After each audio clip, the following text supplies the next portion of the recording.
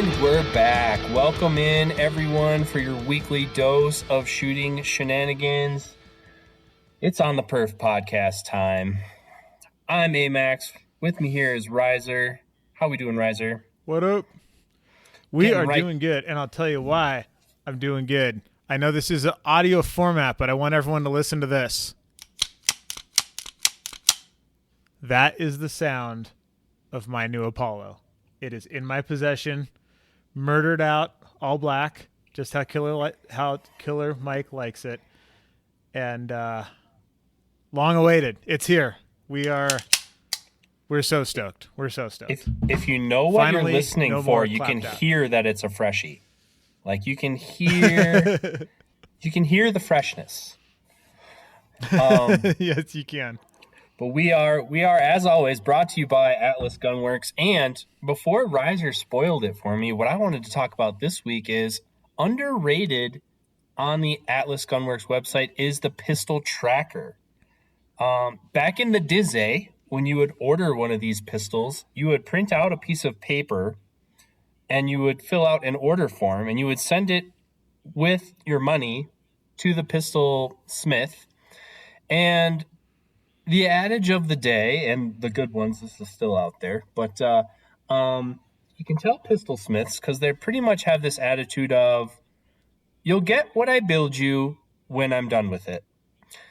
And so it was kind of this, you would order it, you would send it off, and you would try really hard not to bug them because I swear to God, every time you call a gunsmith, they put your order at the bottom of the list. Like you go to the back of the line.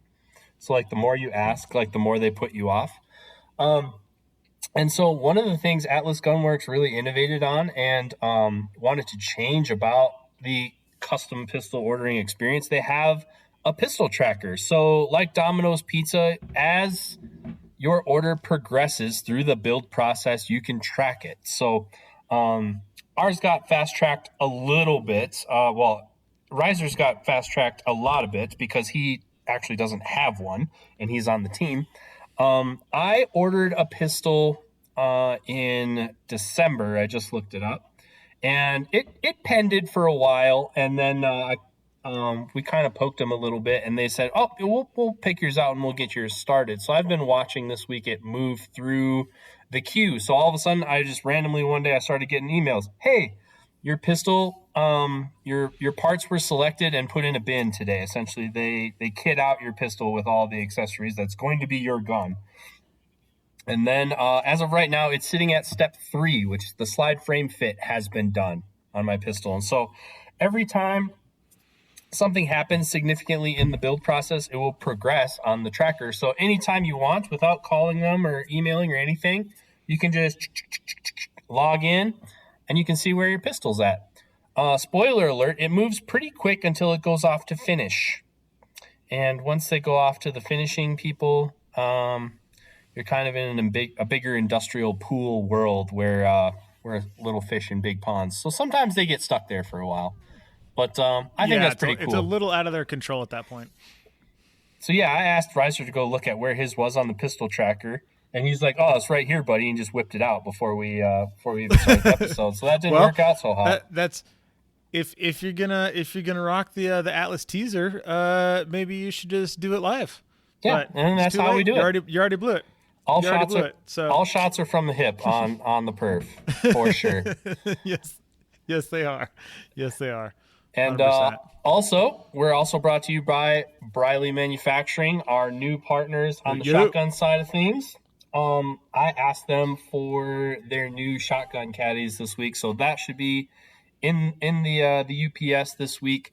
So I'll have we'll probably have head-to-head thoughts on Kings v Briley caddies here pretty soon.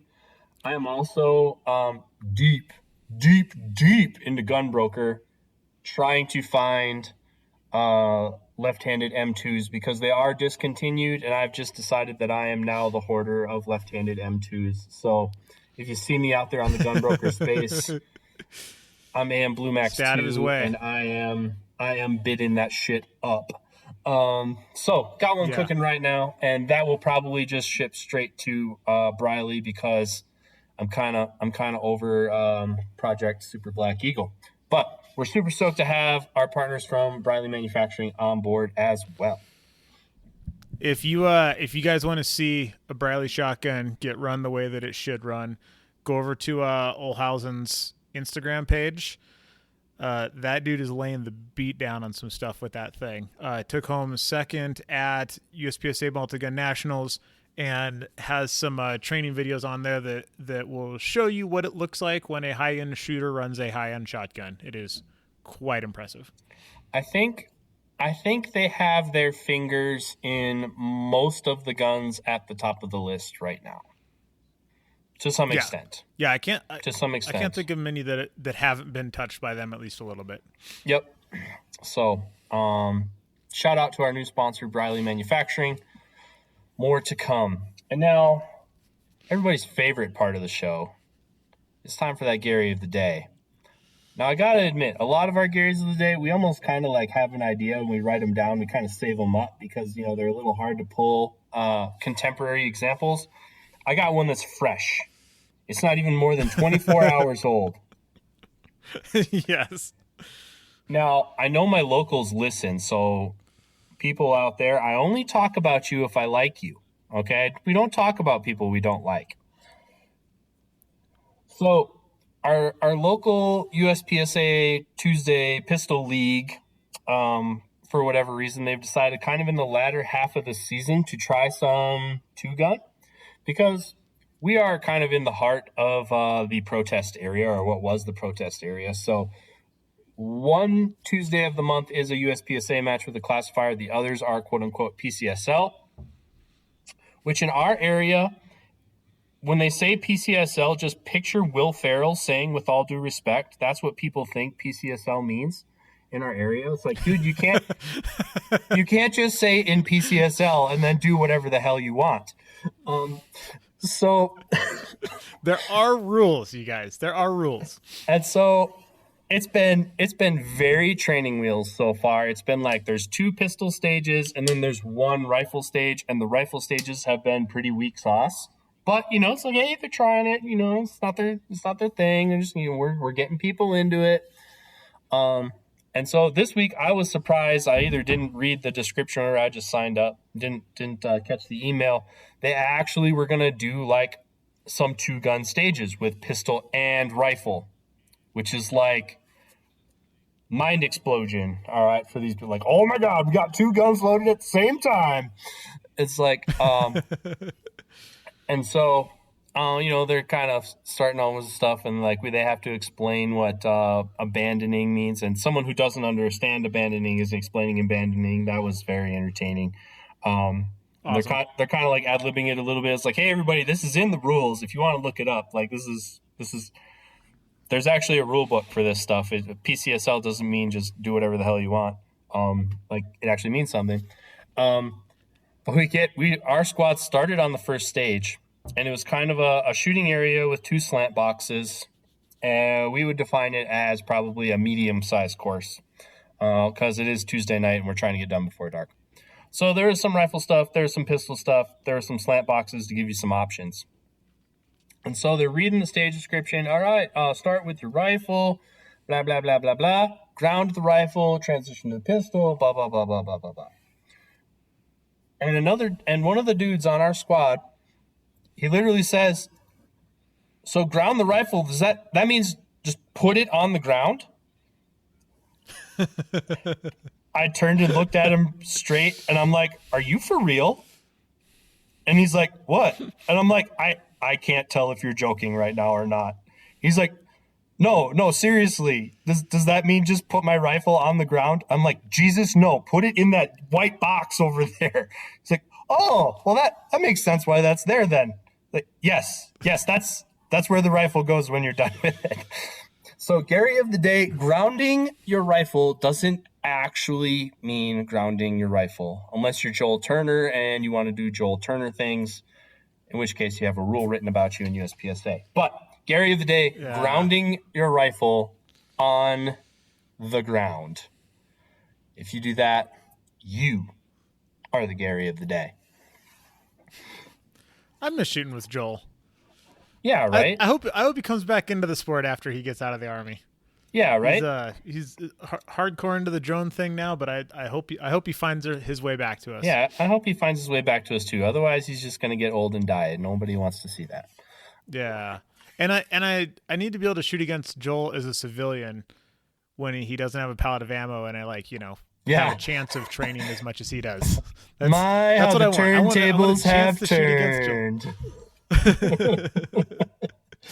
Come back to us, Joel. We miss you, buddy. Come back to us, Joel. Or Joel to his friends. All right. Solid.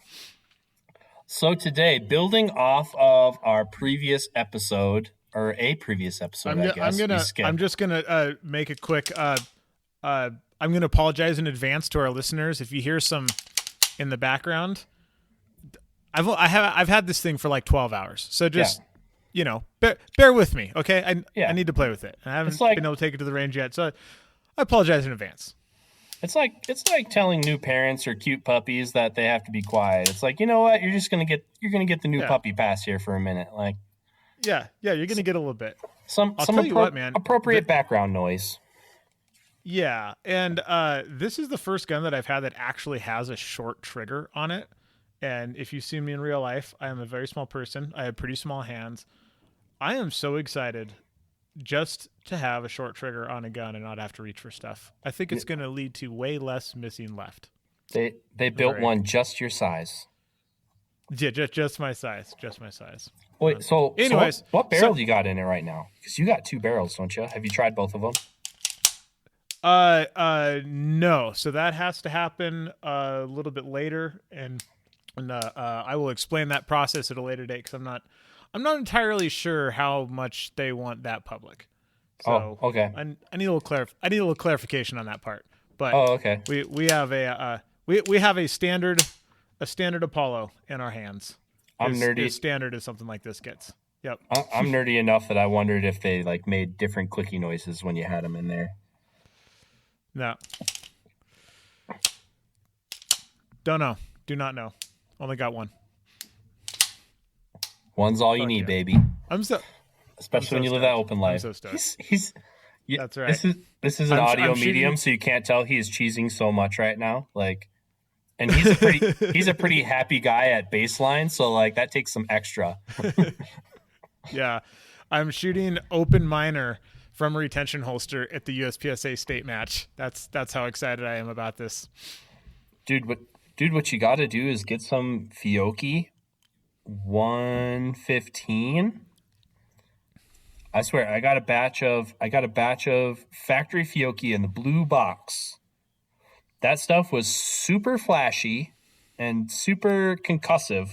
If I shoot that 115 out of my Erebus, people would swear to God I'm shooting major. And if I hadn't made such a big deal about not shooting major in open, I would maybe even be tempted to. But I'm not about that. I still sign up for minor, but I could totally get away with it with that stuff. Out of a ported gun, that stuff flashes and it makes a awesome boom for such a puny little pistol bullet. But I'm so happy for you, bud. You can finally put that other one out to pasture. What are you gonna do? Oh yeah. Well, the other one's getting the Atlas grip. No, I thought about selling it, but it's you can't sell it. It's kind of nostalgic. It's kind of nostalgic at this point. Yeah. So it's getting an Atlas grip, and then it's going to become the backup gun in case whatever. Yes, but of course. Yep. That's the plan. All right. Well, building upon what I believe you said is our most popular episode to date, where we talked about the future of carry optics. Let's talk about the future of tactical optics. What happened to you, man? You used to be cool. Well, let's for the newer shooters out there, I think it's really important to understand where TacOps came from, yes, and how it ended up where it's at, because the history of this division is an incredibly important thing. So back in the Dizzy, there used to be all the divisions. So like 7 years ago. Like 7 years ago. So, well, like 12 years ago, there was all the divisions, and they were most people shot TO, but there was quite a few heavy shooters. There was quite a few limited shooters. Then most of the people were in TO, and open division was sort of like where you went to retire when you couldn't see anymore because none of the guns ran, and most of the people who were like really serious about the sport just didn't want to deal with guns that were that finicky that could just destroy your match at any moment. So would you say it was 80% of the match? 70? I think before the 3-Gun Nation days, I would say it was probably like 70% tack, maybe 60% tack at a place like some place that had like a lot of really OG guys that like shooting heavy and like shooting irons and stuff like that. But like at least 60, if not 70. And then 3-Gun Nation came out, and what that did was it turned tack into the division, because for 3-Gun Nation, the Pro Series was TacOps only. They put everybody in the same division. And you know how I feel about competition. I was so stoked about that. So basically, like, if you wanted to go to the show, you had to shoot TO. That's all there was to it. That rhymed, and I didn't even try. Look how good I am. So essentially what ended up happening is nationwide, everybody bailed out of every other division. Everybody who, like, wanted to be good, wanted to compete against the best. Yeah. Even Jerry Michalak was shooting TacOps. Like, yeah, that's how much it changed things. So everybody went to TacOps. So you would go to a match, and it would be like legit 90% of the match in TacOps and just a few stragglers in a couple of the divisions. Like when they used to run MGM Iron Man was a big enough match that the same match actually took place on back-to-back weekends. And one weekend was the O-Holt match. So it was open, limited, heavy, and trooper was all on one weekend. And then the other weekend was all TacOps. Like 300-something people. Everybody was shooting exactly the same division. And so 3-Gun Nation really solidified TacOps as the division to be in for quite a long time. And it really hung around for quite a long time after 3-Gun Nation went away, largely because it was the most contemporary guns at the time. It was an AR without a bunch of stuff hanging off of it. It was a tube-fed shotgun, which, while 3-gun shotguns are unicorns inside the shooting world, it at least kind of looked like a regular shotgun. And it was a standard iron sight pistol. I mean, back in the day, it was super common to see people winning matches with Glocks. And then eventually, double stack 1911 slowly started becoming the prevalent gun. But essentially, any iron sight, double stack 9mm gun could get it done. Bring out your rifle, put one scope on it. The barrier to entry was relatively low because you didn't need dots and optics and, all the accessories. And slowly, over time, it was kind of a little bit of a trickle. People started moving towards open, mostly when Dissonant Arms made shotguns that ran. Like, as soon as open shotguns actually ran, then you kind of had a bit of an exodus. People like me, who my eyes have been going for quite a while in TAC, and my finishes had been slowly going down the list because I couldn't see iron sights well enough anymore. So when the hard pistol shooting came out, I started doing worse and worse. And eventually enough people had moved to open that somebody like me, who didn't want to go there when there was no competition, was like, okay, there's like real heat in open now. I can jump over there and feel like I'm still competing against the best. And so that happened. That started bleeding off from TO. And then the big thing that happened, which we've talked about on the show quite a few times in the past, was modified became a thing, which is more or less TacOps with dots, and you can put a bipod on the rifle. And modified is the division that I always wanted, essentially, but it didn't exist when I jumped to open. So by the time modified became a thing, I was already a dissident deep into open division, and now I'm a dissident and an Apollo deep into open division. So we're pretty well pot committed at this point. But those were the two things that really started bleeding off from TacOps. And if you look around at any range, almost nobody is shooting iron sights anymore. Every gun has a dot on it. You go to USPSA match, there's a few people shooting iron sights. You go to a 3-gun match, there's a few people shooting TacOps. Almost everybody has migrated either to modified or to open.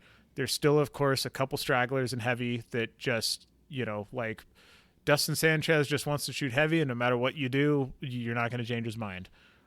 So that's kind of the really short history of like the progression of TO. Like it was the predominant division, then it became essentially the only division. And then as soon as everybody started throwing dots on stuff, we had guns that ran, like almost everybody jumped ship. So all those people that were hardcore TO shooters, everybody's either moved to modified or open. And I would say it's probably like the split between modified and TO is probably like 60-40 to modified, I would say, something like that. There's more modified shooters than open, but there's still like a pretty good chunk. What were the stats at Nationals? Was there like 12 TO shooters, something like that? I'm glad you asked. We actually looked it up and we compared it to some other matches this season so far. So perfect. At Nationals, we had 19 people shoot TAC optics out of, we'll call it 144 overall, which is basically 15%. It was a little under 15%. I believe, shot TO. And we also looked at like Texas 3-gun championship, and they get a much higher attendance this year, but they also had about that same ratio. Right now, at any match that you look at where all these divisions are in play, essentially you're looking at about 15% of people hanging on in TAC optics. And which is just, it still kind of blows. Like, I knew this was the direction. I knew this was going to happen, but it still kind of baffles me to see. Cause like similar to what Riser was saying, like, man, when I first started shooting big matches in other divisions, like the first time I shot limited, I kind of felt like I was throwing my match away to shoot another division. It was like, I had this inexplicable taboo-ness about shooting a division other than TAC optics at the time. Like it was what everybody did. And it's also hard to illustrate how crappy the open shotguns were at that time. Like, Bro. Your options were stand on your hind legs and shoot it like a man, like Jerry did. So Jerry just basically had a normal length tube by today's standard, a very long tube by yesteryear's standard, and then it wasn't even normal by today's standard. It was I think it was 16. Yeah, it was something like that. Rounds. Yeah, it was long. It was a ridiculous shotgun. And he had the speed loaders, a legit speed loader. So there was a ramp apparatus on the bottom of his Mossberg shotgun, and he had these essentially tubes with a handle on it, and you would stick it, and there was a little tab that it would index into, and then he would like essentially strip them out. So like 4 shells would in a row go in with this kind of stopper thing that he would push them in there. That was doing it the hard way, but those guns worked. So it had more technique, but those guns worked. Option number 2 was Mark Roth's X-Rail. All right, so he basically had a revolver of magazine tubes on the end of a gun where you could basically load 30 shells into an M2 or whatever you wanted to. Most of them were M2s. You could load 30 shells, and essentially when one tube would go Winchester, the whole thing would chunk to the next one. And you would drain that one, and then chunk, it would go to the next one. And then the real gangster guys had a little bit of an extension on that last tube, and if somehow you shot through all those shells, they still had the speed loaders like Jerry, and they could still load in more. Yeah. Which when you think it looks wild awesome. When an open shooter. Yeah, you think it looks crazy when an open shooter walks to the line today. Like, Dude. Seeing Jerry with like 6 speed loaders on each one of his legs, walking down there like a cowboy from the Old West, but somehow from the future at the same time. What, like, Yeah.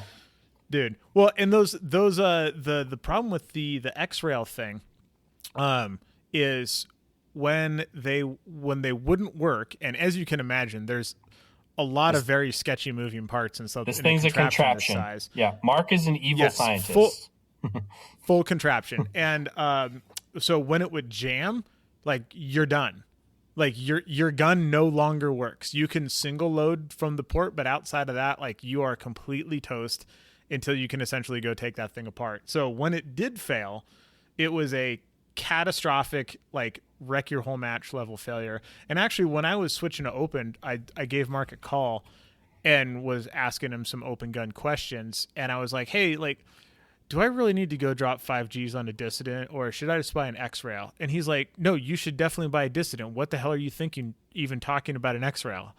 And I'm like, you make the X-Rail. He's like, we made those when the guns didn't run. That was our only option. Now the guns run. Definitely don't do that. And I'm like, okay, yeah. I'll take your word for it. Yeah, it was a contraption. It was a Rube Goldberg of a thing, and it's kind of like people today trying to drive manual transmission vehicles. Like, people today just shouldn't be allowed to drive manual transmission. Like, it just does not compute. If you weren't, I'm old enough that I can drive a stick. All right, I want to hear it. Oh, I had a CDL. I can freaking I can roll smoke with the best of them. My wife bought a new car here about 6 months ago, and we very specifically hunted down a manual just so we could, like, stir our own coffee again, because we've been missing it. Yeah, it's so good.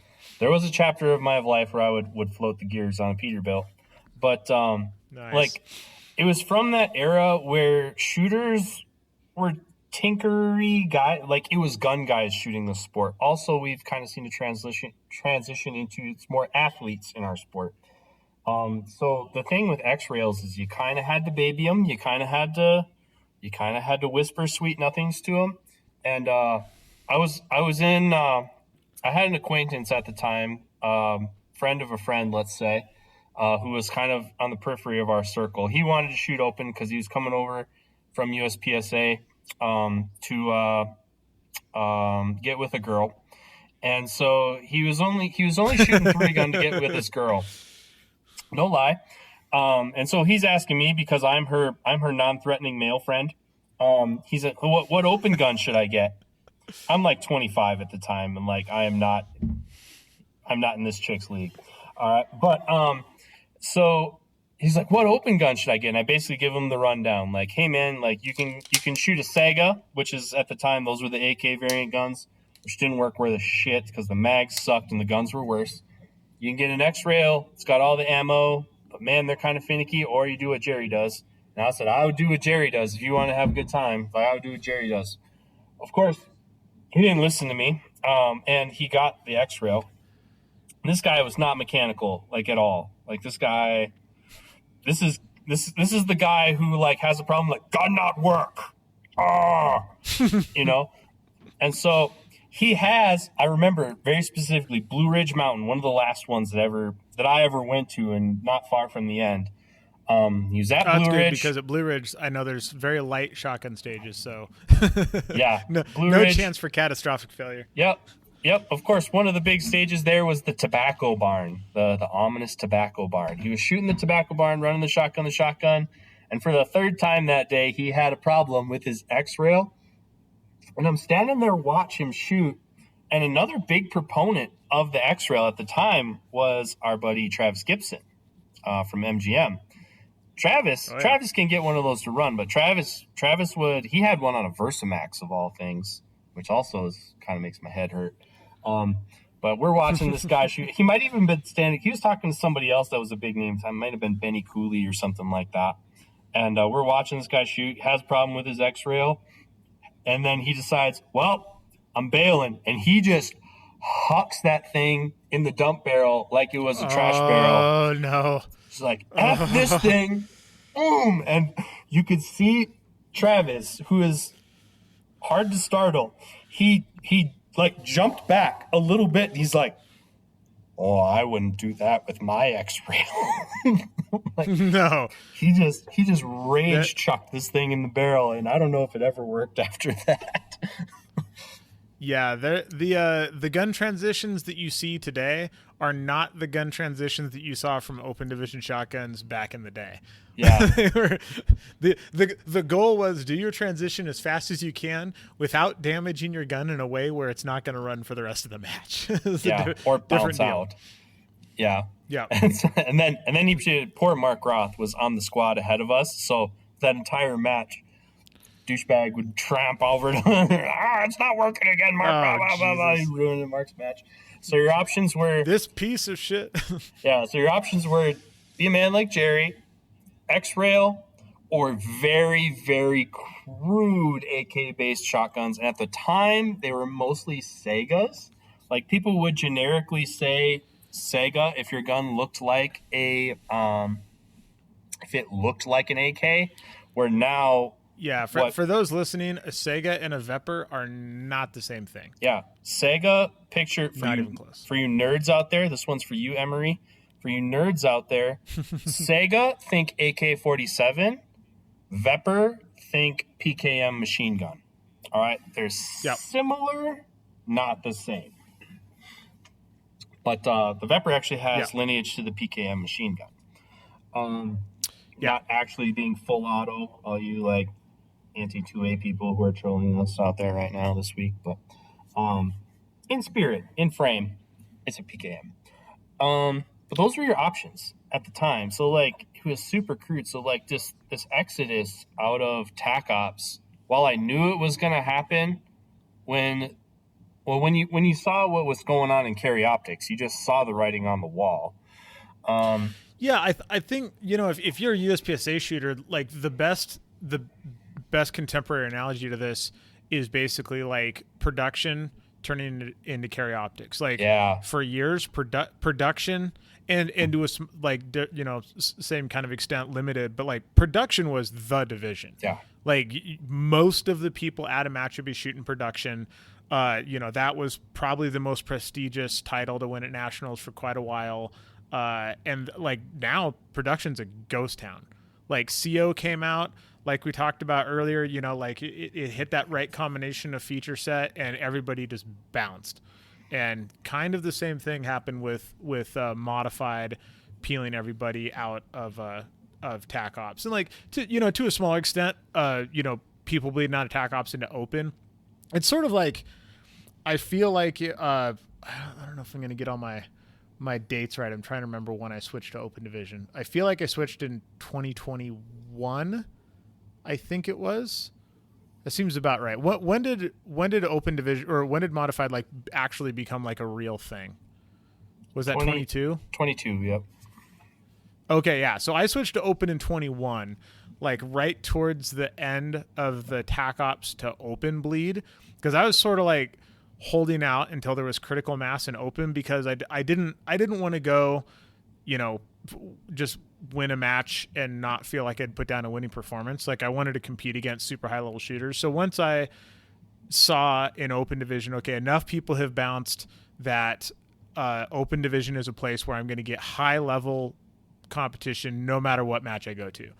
And so backing up a little bit, it used to be extremely common, if not expected, that the high TacOps shooter would win the match overall and beat all the open guys.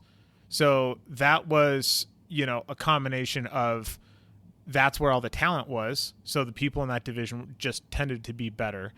And I'm confident that Craig Outson is screaming at his radio right now, being, what about this guy? What about this guy? Yes, there were very, very good open shooters, obviously. My point is they were very rarely all in the same place. It was like, I think throughout almost my entire TacOps career, except right at the end where my eyes were falling off and everybody moved to open, if I would have just put an extra shell in my shotgun on the last stage and bumped to open, I would have either won or been second in open division at almost every single match I went to. So usually like Jerry, then 20%, then some guys you've never heard of, right? Yeah. or, like whoever, Josh Fralick, then 20%, then some guys you've never heard of. Yeah. So the Exodus split off a while. It split off to open, and then modified became a thing, and then that became the place to go because, like, oh, you get all the dots, you get a bipod on the rifle when you want it, which was always one of my big complaints about TacOps. I hate monopoding on a mag. I think it's stupid. And so you get all the dots. You don't really have to upgrade any of your guns. You might need some milling work done on your double stack 1911. Tap your shotgun, you can throw a little rail on that. If you have like a Mark Ross style, you can do that. If you have an M2 from Briley, then you can just pull the screws and put those sweet ass new Vortex shotgun dots on there, which is definitely the way currently. But the jump from TO to modified was significantly less involved than the jump from TO to open.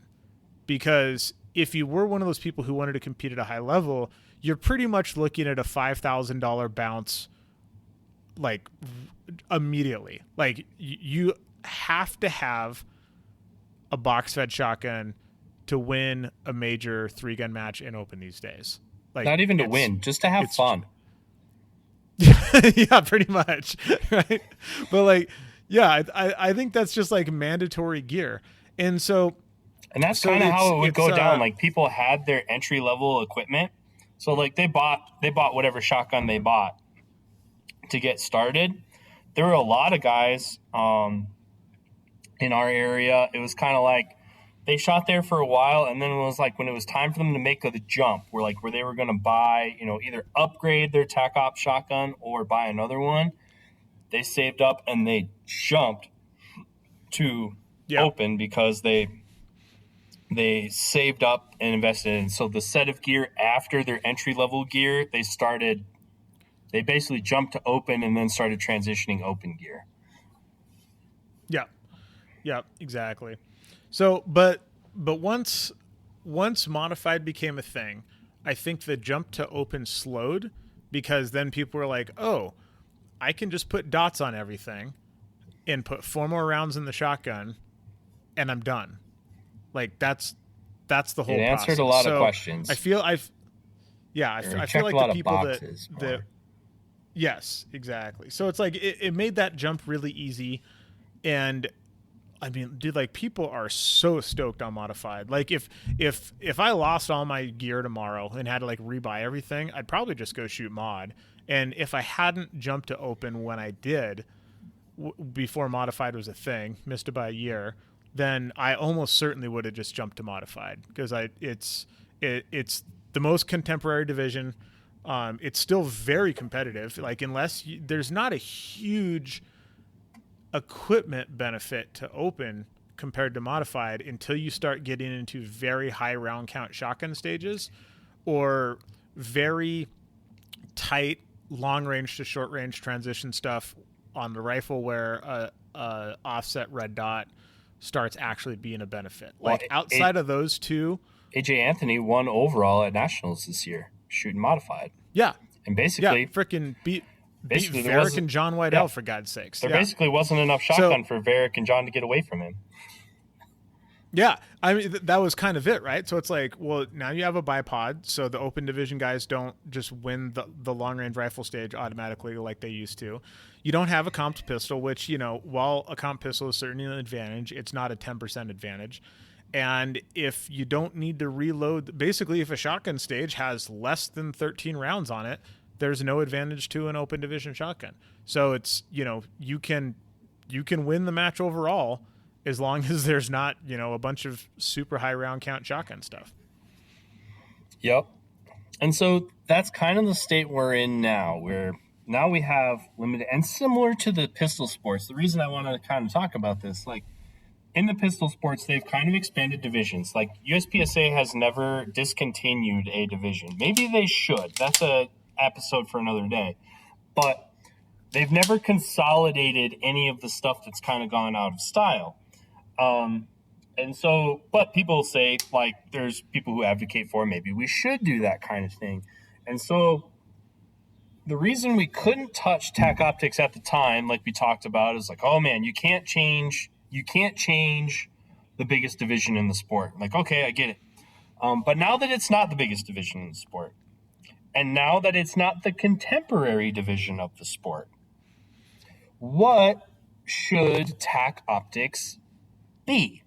Because essentially for a division to remain active, I have no illusions of bringing back TAC Optics. Like, people talk about production, like, oh, if we allow 15 round mags, it's going to bring back production. Like, No, it's not. Dude, production's gone, man. I'll be outside. All right, like,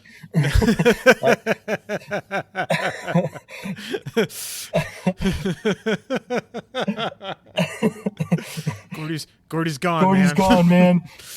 So, like, it ain't coming back. But the reason I think it's an interesting question is it probably should stay around.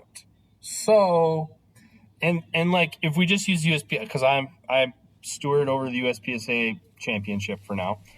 So for it to be recognized as a division, there has to be at least 10 people in it. Now, I look at heavy metal. Heavy metal has died a slow, agonizing, cancerous death.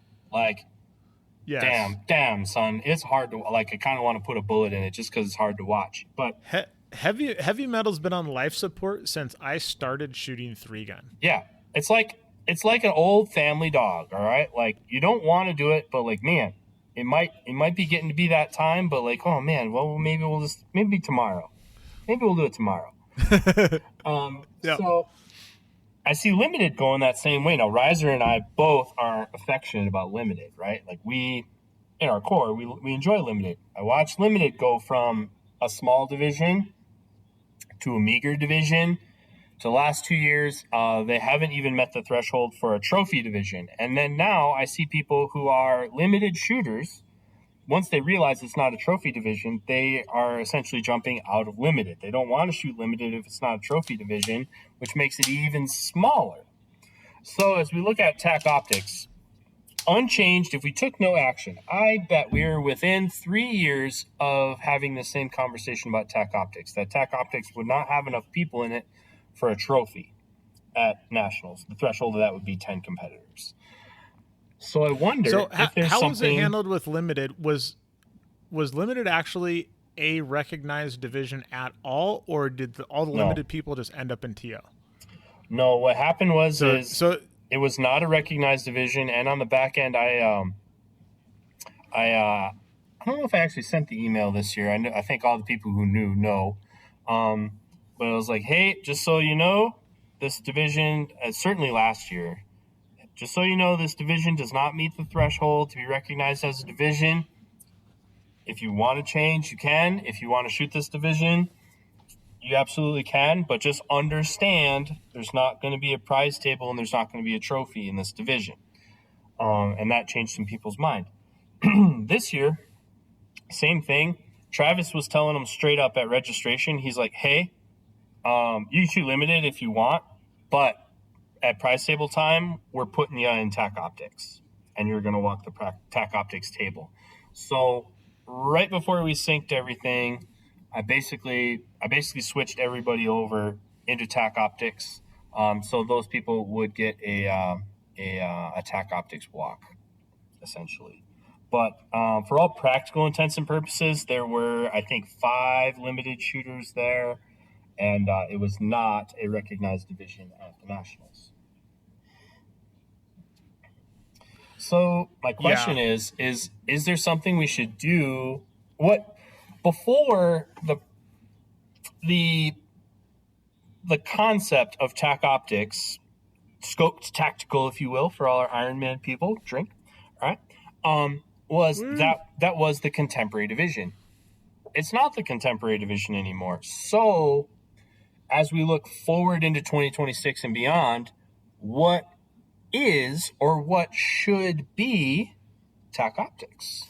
What parts of it do we want to save and continue on?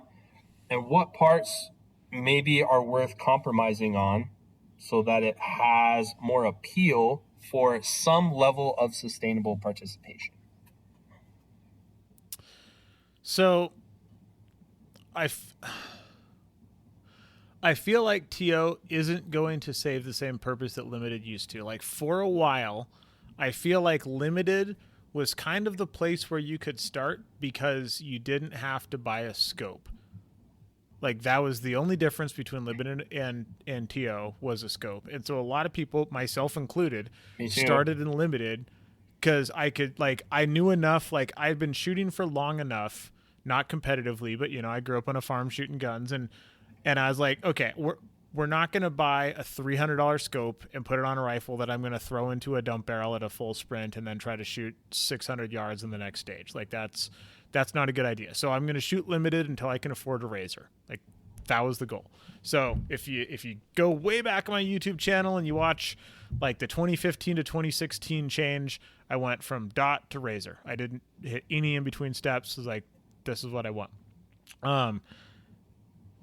Now, one of the reasons I switched over was because shooting in places like at Parma, it was really hard to just see targets.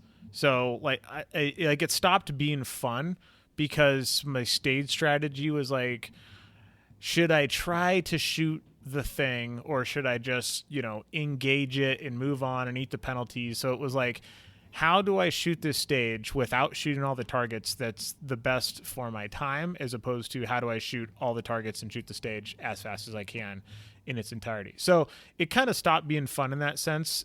And then, I finally got enough money saved up to buy a razor. And then like, that was the end of that. I don't feel like TO serves that same kind of stepping stone, even though you do need to buy a couple more dots. And because basically everybody who has a pistol with a dot on it. Like other than like old USPSA limited shooters that have a $5,000 40 cal, STI from back in the day that are just still shooting it because they don't want to buy another gun. Like other than those guys, nobody's shooting iron sights anymore. Like they're just not. So almost everybody's first gun these days has a dot on it. So a dot on a pistol is standard. A 1-2 whatever power scope on a rifle is standard. The shotgun is what the shotgun is. And I'll say outside of slugs, I don't, except for somebody like me whose eyes have gone to shit and I can't like see fibers anymore. But if you're like in your mid 30s and your eyes are still fine, I don't actually think there's an advantage to a red dot over a fiber optic shooting birdshot, except the vortex dot that has the circles where you can basically have a circle that's the size of your choke and you can hold that circle up against the no shoot and not shoot the no shoot. That is an advantage. I don't even have that. I need to figure out how to put one of those on a dissident, but so I don't think there's that like cost advantage to TO where it's like, oh, it's cheaper to get into TO than it is to get into modified, because I think everybody already has the important thing, which is a pistol with a dot on it. Like that's the big step forward in terms of like capability.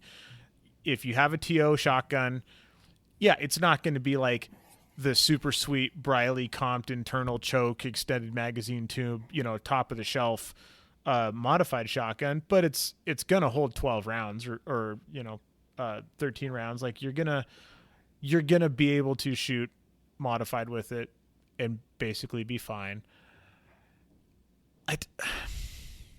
I just don't think the change between the two divisions is enough from a gear holding people back from being able to step into the new division.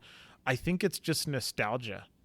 I think nostalgia and hiding are the two things that are keeping people in TacOps. Like Brady Lawling, my man loves TacOps. Like he just loves it. He hates that everybody has bounced from it, and he will shoot TacOps until you pry it from his cold dead hands. He ain't hiding. Like he's a savagely good shooter and just wants to shoot what he's always loved to shoot. Like I can get behind that. I understand. However, if Brady moved to limited or if Brady moved to modified, I'm confident he would crush in there just as hard as he crushes in TO. So I think there's going to be a few kind of holdouts like that, but man, I don't know. I think that's the thing. I think it's like, hey, if less than 10 people sign up in this division, it's just not a division in this match. And that will just kind of like let things die off sort of naturally. Like if I'm a TO shooter and 8 of the 10 matches I sign up for, a week before registration, they're like, hey, if there's only 3 TO shooters, we're bumping you to modified because otherwise you're not shooting against anybody. Then by the end of the year, I'm going to be like, well, I guess we're putting dots on a pistol. Like, that's all there is to it. Hope you did well enough to win a dot. Yeah, exactly. Well, and I will tell you from experience, you can get some milling done by a good gunsmith and have a dot put on just about anything. Anything. Except for Beretta. That takes a lot of work. For all those Beretta TacOps shooters. So I had an idea the other day. Oh, I've seen this look on Maxwell's face before, ladies and gentlemen. It always precedes something really good. Let's hear it. By the way, for those of you who can't tell the difference in the sound quality, Amax is on the road. He forgot his microphone, and he is currently under a pile of blankets, crouched over his computer to try to lessen the echoey effects. Yeah. By the way, everybody, really sorry about the shit audio on our last episode. And maybe this episode too. We will buy some better mics here now that we have a real sponsor. Thanks, Briley. If you hear better audio, you guys can thank Briley for that. Absolutely. But it basically looks like Maxwell and I are having a sleepover right now because all I see is like the bottom half of his head and a bunch of blankets and a flashlight. I think this is where the microphone sounds the best. Yeah, solid. What's your idea? So I had an idea. We got TAC Optics, about 15% of the current participation. We have Limited. Limited is currently about 5% of the participation. If we put them together, if they had a wild weekend in Vegas and became a unified division, that would be 20% of the participation. That's a legit division. Now, why would you shoot Limited gear against TAC gear? Because what if I told you that the Limited shooters would get scored major?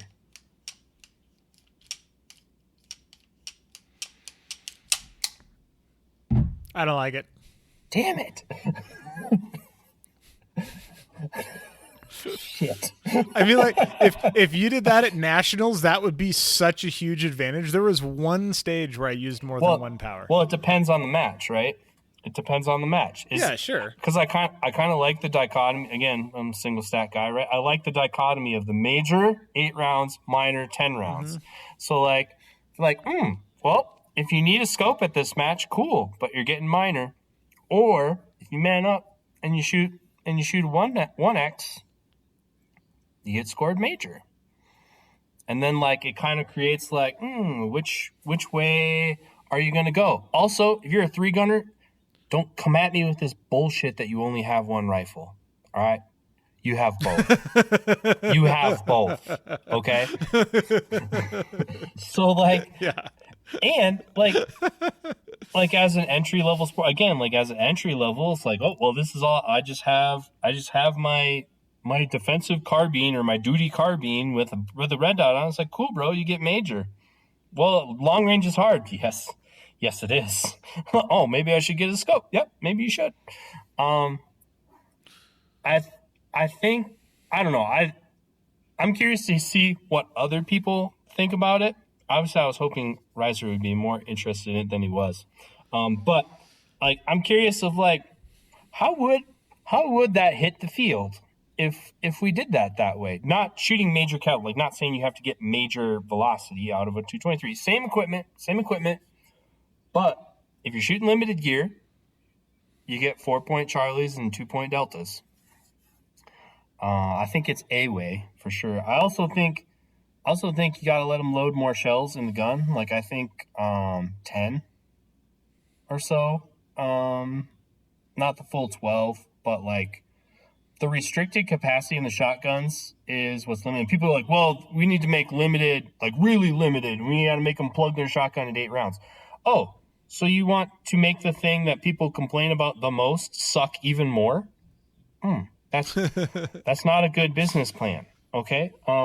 So Yeah. I don't know very many limited shooters that really like the restricted limited rules, other than to kind of level playing field a little bit. But like, guess what? Those guys show up in a match where they don't have to plug their guns. They're not plugging their guns. And I don't hear anybody crying about being able to stuff that quad off the start, just like the TAC guys. So I never really liked the restricted capacity on the shotguns. It does make stage planning more interesting, but at the same time, like shotgun is so capacity restricted that as the guy who likes to reload a lot, all right, like I'm not mad that my shotgun can hold more ammo. Yeah. So I don't think a truly restricted capacity division. People are like, oh, restricted capacity in the pistol and restricted capacity in the rifle. I don't think that's going to do it. But I think I think Major Minor might create an interesting dichotomy in that division. Call it classic, call it Eagle Eyes, call it whatever you want. But like, I think if those two, because in the day those divisions were very different. When TacOptics was winning the overall, it seemed very different. Like, oh man, you don't have a scope. That's a huge advantage. Now, in a world where pretty much everybody's shooting mod or open gear, you look at those guys, they're more alike than they are different. Just like in the olden times, like production shooters seemed very different than single stack shooters. Now you look at them, their plans are more alike than they are different compared to carry optics and open shooters. So for either of those divisions to really have a sustainable future, I think something like that would have to occur. Otherwise, they're going to continue to trail off and trail off and trail off. And then, I mean, every year, the non-3 gunners ask if we should just kill heavy. Should we just not have it? And I'm running out of reasons to say no. Like, I think the only reason to say no is it's harder to revive than it is to keep around. If for some reason, like, I mean, like, you know, the X7 service rifle, all right, the SIG Spear, all right. Well, if that were to change the landscape of the shooting sports in the U.S., and that's the common military caliber now, and everybody shoots, what is it, 6.8. Yeah, 6.8 Fury or whatever it is. Well, it's like 277. Well, and here's the thing: it wouldn't even work in heavy because at almost every single match, heavy is 30 cal bigger. Right. So well, like even that wouldn't qualify. If the interest of the base was back towards a full power battle rifle, that is what it would take for heavy to come back. Because like the He-Men are gone. All right. Just generationally, they're just gone. I don't. There aren't very many people in the sport who are genuinely interested in heavy steel and oak and big calibers and knocking the shit out of stuff. Ammo's expensive enough already. So this is my take on it. I mean, like, this day and age, heavy is like... I've heard from match directors that they're literally like, yeah, we're just going to call the 4 heavy guys and be like, hey, what do you guys want the rules to be? Because we don't care, and you're the only 4 in the division. So just get amongst yourselves, let us know what the equipment rules are, and let us know. Like, that's how they do the division. And that's getting to be pretty ridiculous. I think the move is almost like consolidate from the bottom up. So it's like, all right, if you have a match, and you know this isn't very well thought out, everybody calm the fuck down. Now, here it is. You got a match. There's 100 people in open. There's 100 people in modified. There's 8 people in TAC, and there's 3 people in limited. I say like you have a baseline of how many people have to be in a division for that division to be viable. If you have two divisions that are under, which we have in USPSA, by the way, if we have two divisions that are under that limit, you take the people from the lower equipment division, so in this case, limited, and you just hit them up and you're like, hey, there's not enough people. You guys are all in TAC. Now, if that makes TAC big enough to be a viable division, then TAC's in the match. If TAC's still not big enough to be a viable division, then you call up everybody who's now in TAC and you're like, hey, there's not enough people in TAC for it to be a viable division. You guys are all unmodified. And like, that's just it. If the division wants to stay alive, if people want to try to keep it alive, then enough people will shoot TAC to keep it to be a viable division. But I've never understood the point of keeping a division alive when there's nobody in it for anything other than nostalgia. Like I've never got it. Like I get it. If you're one of the 5 heavy shooters out there, Dustin, we're talking to you, then sure, then you just do that. But like look at the Bryans. Like was it Brian Ray or Brian Vaught that shot open with an M1? Brian Ray. Or shot heavy with an M1. Yes. Yeah, so Brian Ray eventually just moved to TAC because he's like, yeah, you know, like he was on one of the very first episodes of 3 Gun Nation, and there was 2 people in heavy division in that match, and this was in like 2013 or 14 or something. Like that division has been on absolute life.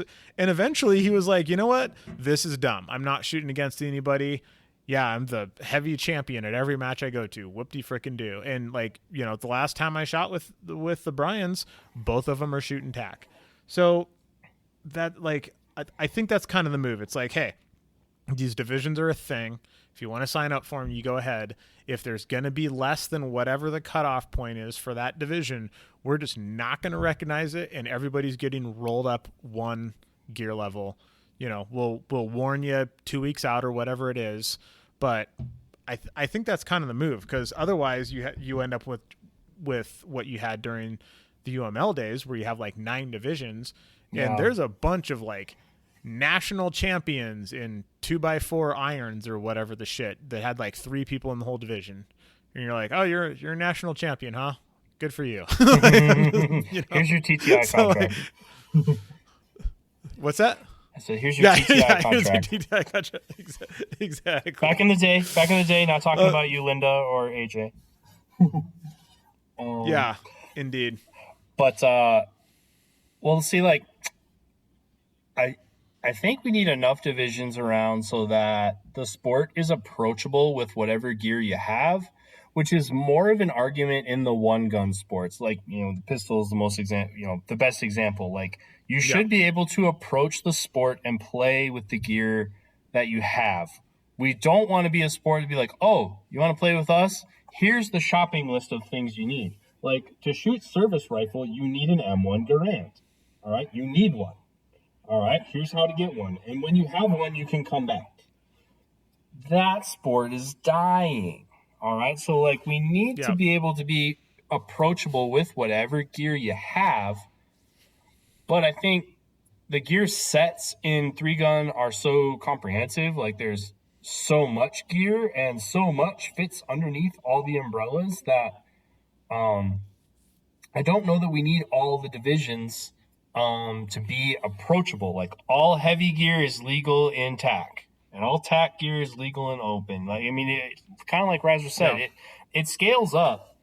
So then the question is, so like, as a sport, you know, so a sanctioning body over a sport, should they roll some of those divisions up and consolidate them? And when people are organized enough to come up with whatever the 2030 rage is on a division, they propose a new set of divisions, or do we leave them around to get modified?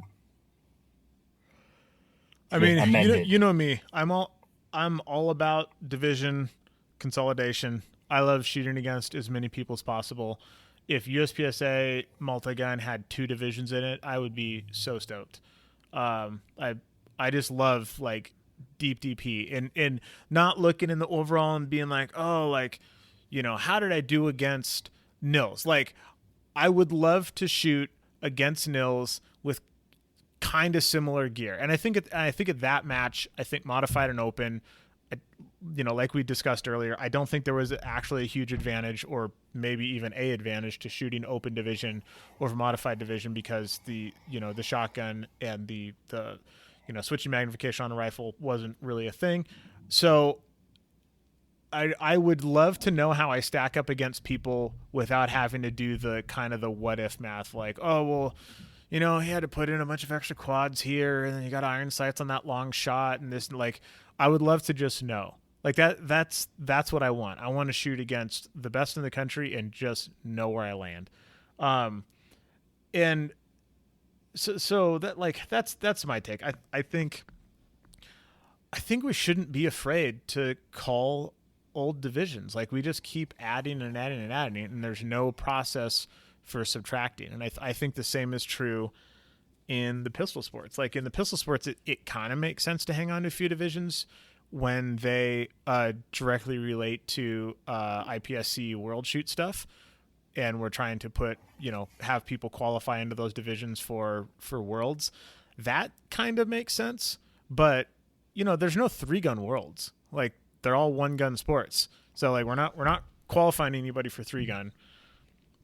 But the counter argument is true as well, where it's like, what's it hurting? Well, nothing. Like, yeah. So that's what I wonder is, like, people, you have if it's 20% of the participation right now, and we roll up those divisions, are 21% people on the other side happy that we did that, or are just those people pissed off that we killed their thing?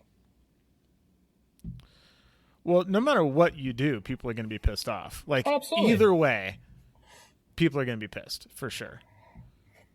So I don't know that, like, there's no way to do this without pissing people off. But I think like, not killing the division outright, but rolling them up based off of participation in an individual match, I feel like that's kind of the move.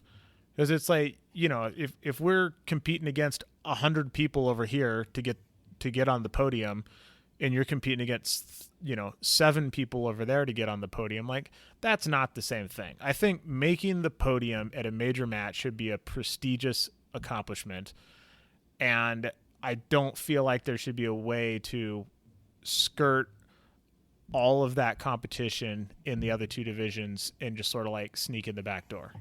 Yeah. All right. Well, I'm sure we've pissed off absolutely everybody. That's basically, good news is that's basically what we're doing. So currently, if they're not recognized at Multi-Gun Nationals, we just roll you up into TAC, and Trav's got a bag for you. Yep. But yeah, that's a look under the hood at TAC Optics right now. And man, needs an overhaul. Needs something. Not a whole lot going on down there. No. And it's like all of the ways that we talked before modified was a thing of, like, how to, because the conversation used to be, how do you separate TAC and limited? Because for the longest time, it was like scope on the rifle. That's the only difference. And I mean, that's still basically the only difference. But so there was talk back in the Dizzy about how do you separate TAC and limited. And most of the talk was, let's do things to TAC that are essentially what we did to create modified. So, like, we did it, but we didn't separate 2 divisions. We just added 1. So now there's 3 divisions where all those people are spread out. Well, they're not spread out because they're all unmodified. Yeah, they're all in the same place. I don't think that, like, making changes to a division to try to save it when everybody just bounced to another division that has all of the things that they want, where it's like, there's no point trying to save production division in USPSA because everybody moved to CO and they love it. It has all the things they like, none of the things they don't. So, like, there's no point making changes to production to try to pull some more people in, because, like, it doesn't increase the amount of participation. Like, I understand the idea of, like, let's make an entry level division where people can show up with some, they can roll into a Shields, they can buy their 3 guns, and they can like show up at the match. I can kind of get behind that, where it's like, hey, like here's the shotgun list, they're completely unmodified. Here's the pistol list, they're completely unmodified. That actually makes more sense to me than like, let's try to overhaul this division that used to be cool and isn't anymore because technology has moved on, because that at least has the potential to bring more people into the sport, where if we make changes to the division that already exists, all we're doing is shuffling around the same people. And I don't see the point in that. So, but without opening up a whole nother tangent an hour 20 into the show, the reason that it's never worked out to have like hey, let's just make this thing where you can go buy your guns and you can show up with, unmodified guns, is because gun people love modifying guns. That's why production division wasn't production. It's like there were nothing production about production. Nobody has unmodified guns. They don't exist. So yeah, I could get behind like a modified-esque type division where there was like a list of shotguns that you could buy and they were all restricted to capacities and stuff like that. But then if you take a totally unmodified shotgun, they suck to load. Oh. So I don't know that would help either. Like that, now you're back to like the underhand shuffling. Nobody wants that. Well, it's kind of like back in my retail days when parents would come in to buy a shotgun for their kid to shoot high school trap. High school trap is the biggest high school sport, or some crazy statistic like that in Minnesota. And so they would come in and verbatim, what's the cheapest shotgun I can get my kid to shoot trap? And we would say, why? Do you want them to hate it? Like, it's like if you make a division for that equipment, like, yeah, it's gonna suck, and people aren't gonna be like, oh, I see the light. Yes, after I spent this $2,000 or whatever it is on this equipment, now I'm gonna go spend another $6,000 and lose 30% on selling these on the used market. Or like, it just doesn't work like that. It would work like that if you could buy something contemporary off the shelf to play our sport, but realistically, you have to buy a field shotgun and add accessories to it. You kind of have to build your own. It's not hard, but essentially a standard configuration 3-gun shotgun is not available at retail. Really. Yeah. I mean, there's a few times. There's a couple that gotten kind of close. I almost feel like within a few years we're going to have box-fed shotguns that cost a reasonable amount of money that run enough that you could like come into, like, I almost feel like open division is going to be the on-ramp, because that takes all the loading and weird long shotguns and stuff like that out of it. You don't think so? You don't think it'll ever be? No, actually, I kind of agree with you, because I'm looking around at some people and like, oh yeah, like they got a VR80, or they got a, isn't there one that's even a knockoff of a VR80 that's not even a VR80? Like, there's a cheaper one, I think. That's not a good sign. No, it's not a good sign, but hey, it gets them a taste of it. It gets them a taste of it, and then they're like, what's the one to buy? Yeah, exactly. So, I mean, we've had all kinds of discussions about how to make an entry-level division, and they've kind of never worked out for various reasons. But I mean, the reality of the situation is, it's a shitload of money to get into 3-gun. Like, you have to buy 3 guns, optics and dots and accessories. Every match you go to is, extra money because of traveling and overweight fees and stuff like that. The belt has all this crazy shit hanging off of it. Like, it's just not as cheap as pistol only sports, which is one of the main reasons why, there's 5 times as many pistol shooters as there are 3-gun shooters. Like, you can get into rally pretty cheap. You can go buy a Subaru, have a cage put into it. You can show up for $20,000 and go be in a rally. If you want to race Formula One, you need a Formula One car, and that's all there is to it. Well, and I think that's almost why I think some of the answer to this is the 1-gun sports. Like, I think building out IPSC shotgun, IPSC rifle, and in addition to the already vibrant pistol scene, like, I think if we build out the 1-gun scenes, that makes 3-gun a lot more approachable than kind of the way that it was when we started, where you kind of had to jump in the deep end and try not to drown. Whereas, like, if people can develop their skill sets on all the guns and then 3-gun is something where we bring them together periodically, I see that as probably a much more sustainable future for the sport. Yep, I agree. And that is a podcast for another day, because we both need to go to bed. That's right, folks. Don't forget, get at us on the perf podcast at gmail.com if you have ideas for things you want us to talk about, or you just want to, I don't know, tell us we're dumb. Yeah. Keep those overlay cards handy, everyone, because this one's on the perf. And we'll see you next week.